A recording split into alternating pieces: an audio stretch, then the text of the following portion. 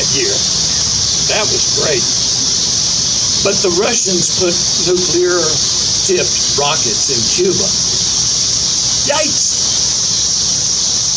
Based on information I could glean from the news reports, I calculated that those rockets could reach my hometown, Little Rock, Arkansas. That was very frightening, until it occurred to me that there was actually nothing worth blowing up in Little Rock. In the course of those 13 scary days in October of 1962, President John Kennedy spoke to the people of the United States, and he spoke to me. I realized that I owed some of myself to this great country, so I joined the United States Marine Corps.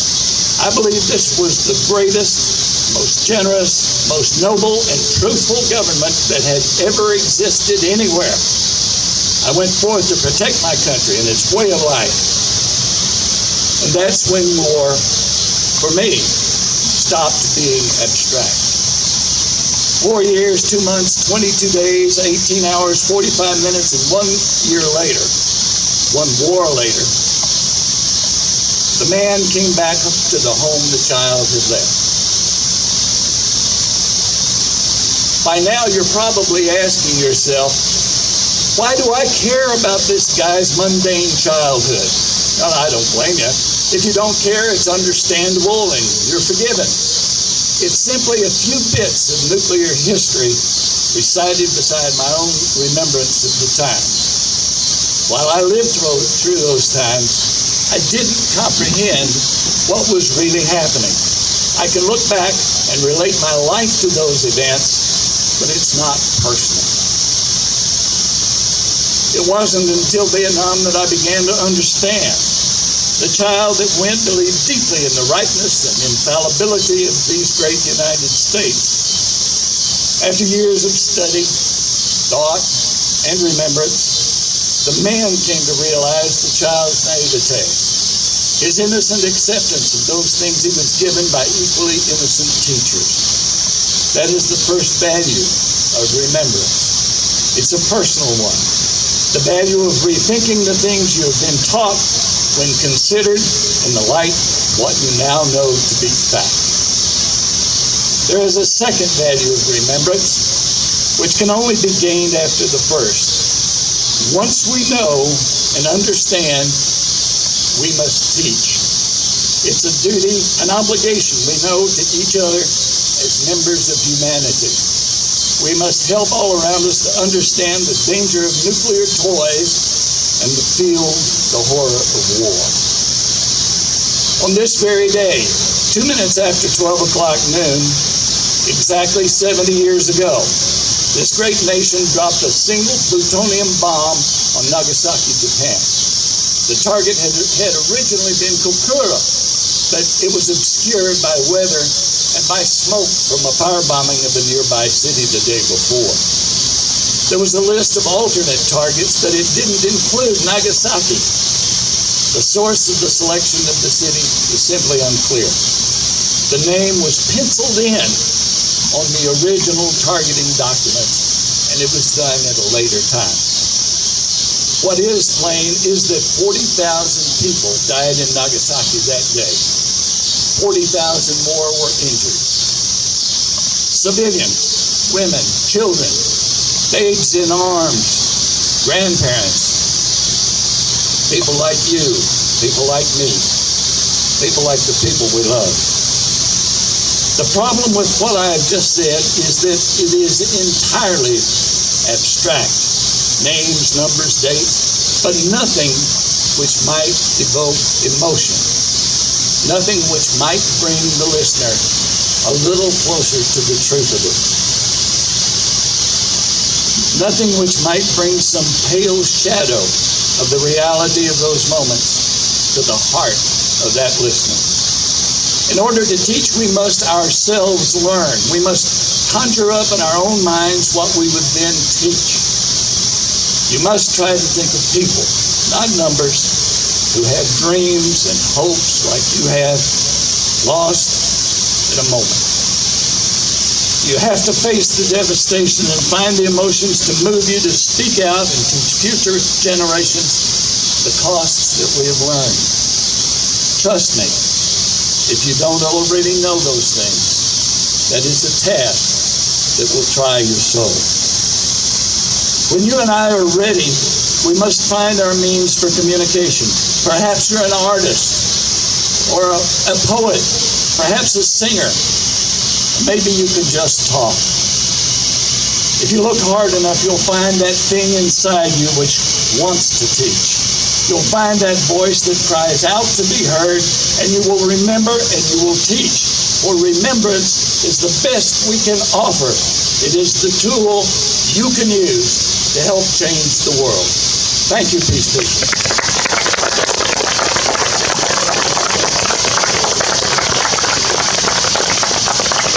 Thank you, Bill, so very, very much. We're so fortunate to have you in our community. Great. All right, so we're close to the end. We have a song to depart with. I do hope, one thing, when you walk away from here and you see those shadows, I hope you'll take a moment to reflect on the reality of what that means, and that is an individual that represents an individual with a name, and not an abstraction, as Bill says. So thank you so much. After we finish, a few things I want to tell you about. Over there at the table, Nan Yarnell has prepared some watermelon for this nice warm evening for us. So don't rush away. Don't forget to stop by the membership table and visit Deborah Bird and sign up or get signed or renew if you need to. I want to thank Michael Crow for taking care of the filming back there. Thank you, Michael. I want to thank Joshua Walters for taking care of the sound over here. Appreciate you. And our peace train holders. Didn't they do a beautiful job? Look at that. That's nice, Hank. Boy, you got that down. What's that? Oh yeah, any moment now it's going to fly over me very gracefully. But we're going to wait until the middle of the song. And then, of course, don't forget you get to go swimming afterwards too. So, we're going to finish up with a wonderful song. And I think, is there any other housekeeping I need to do, Gladys? Is everything taken care of? Okay. I guess I want to thank our founder, Dick Bennett, for making this all a reality. It's important. And so I think the only thing left so the song that's getting to come up, by the way, the chorus is in your program, and it's an excellent sing-along. And so with the words, it'll make it really easy. It's an awesome, we're going to rock out here. Brace yourselves. One more time, Dan Dean, please come to the stage. Hey, Dan. And maybe you can tell him something about this song.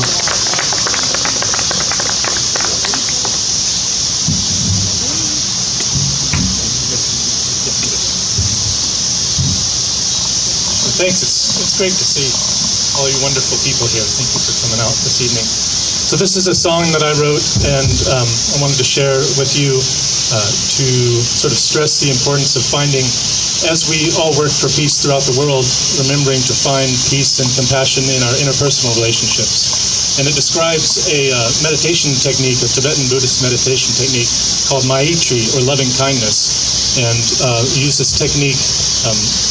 The way that you do it is you bring to mind 4 different people in succession and offer them peace and joy in their lives. First, you think of yourself and you offer yourself forgiveness for your screw-ups and offer yourself peace and joy. And then bring to mind a complete stranger, maybe somebody that you see here tonight that you don't know, but you know that they are also facing their own challenges through their life and doing their best to deal with them. And then bring to mind someone that has been a benefactor who has helped you out throughout your life. And then finally, the hardest part, bring to mind someone who you may consider an enemy, or who may consider you an enemy, and offer them the same peace and joy and compassion. So please feel free to sing along with the chorus if you'd like to. It's called Maitri.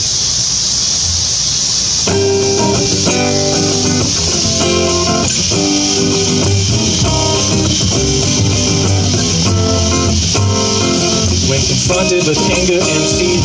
My hopes were so naive, and I blame myself for my choice to hear only what I wanted to believe. I know I'll never be perfect, just doing my best. And I'll try not to get too down on myself for my unskillfulness. So to this illusory ego to which I so tightly cling, with loving kindness I sing of this simple offering. May you be joyful, may you know peace, may you be safe and free from suffering. May you be joyful, may you know peace, may you be safe and free from suffering. Now you're a total stranger, I'll probably never see again. And I don't know what you've seen, and I don't know where you've been. But I know you have hopes and fears, because all of us do. And I know I would act the same if I were standing in your shoes. You're an anonymous face, just another human being. With compassion I sing this simple offering. May you be joyful, may you know peace, may you be safe and free from suffering. May you be joyful, may you know peace, may you be safe and free from suffering.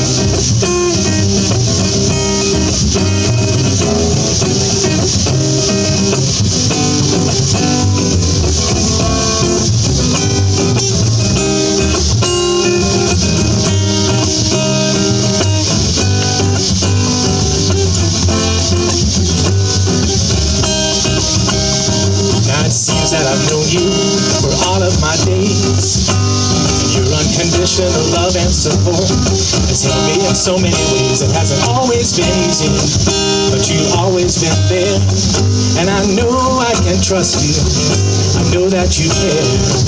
You're my dear benefactor, you took me under your wing.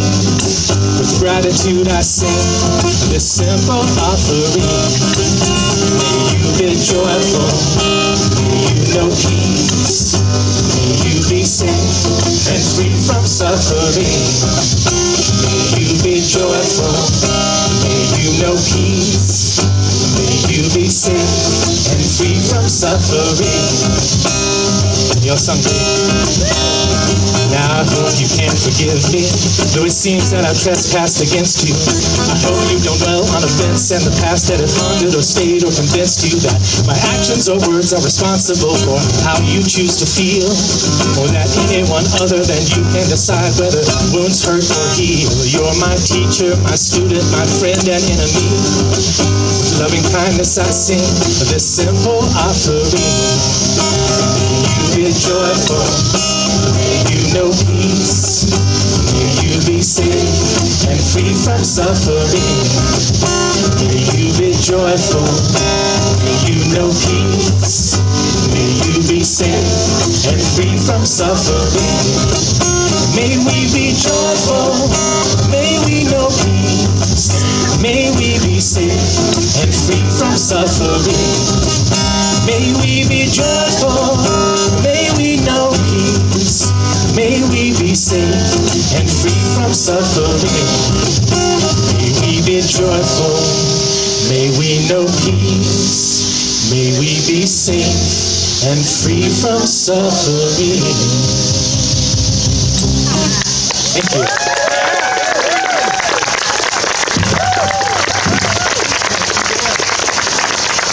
Thank you, Dan. Thank you all for being part of our peace family, our peace community. May peace prevail on earth. Have a wonderful evening. Don't forget to have some watermelon. Join up with Omni. We'll see you soon. Thank you. Relieved of your duty. Oh, this comes in handy. See you later.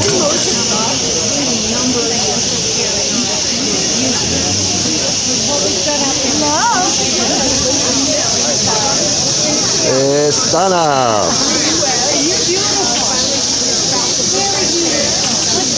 Well, I saw Fulbright up there, and I thought that was really him there for a minute.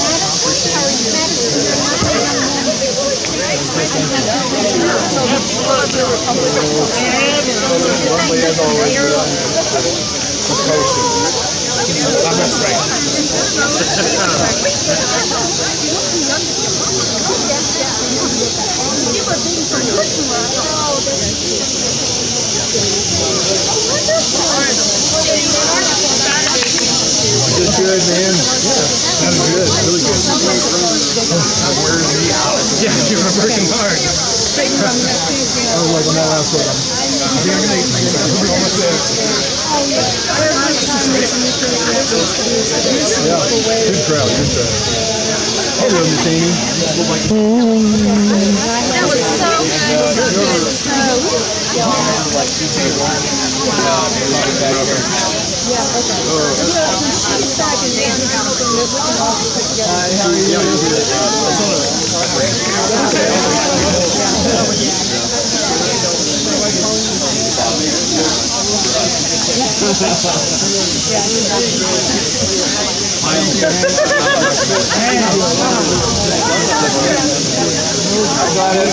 How are you?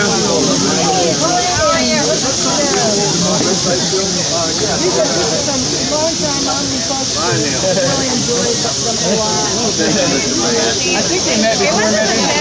We sat with you at a table at the Army meeting.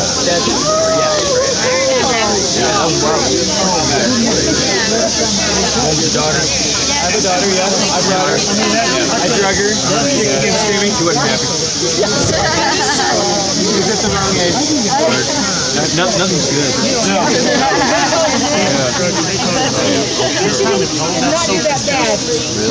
Really. She did all right, yeah. What's the water? It was good. You never know. I wanted to tell you, I met someone in Thank you, man. Huge. Oh, I met someone that wanted me to tell you hi. His name is Quentin Harris. Yeah. That's my colleague, Bill Harrison's son. Yeah. The novelist, Bill Harrison. Yeah. We got talking about it because he said he went to Europe with his parents. And he said, yeah, my dad was over there with a Guggenheim or something. And he was like, English writer. I was like, Right. no dig. Outstanding novelist. Yeah. And his wife, Merlene's a wonderful person, too. You've met Merlene, maybe? Quentin said hi to you. Yeah. Thank you for the good work. How you doing? You're having a momentary vacation? Good luck. Easy, Rick.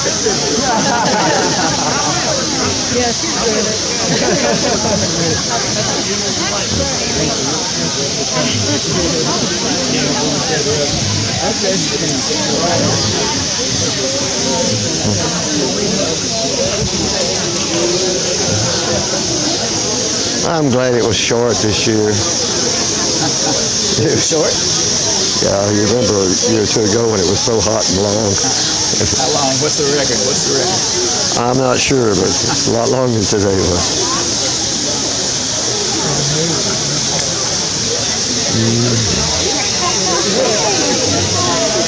No.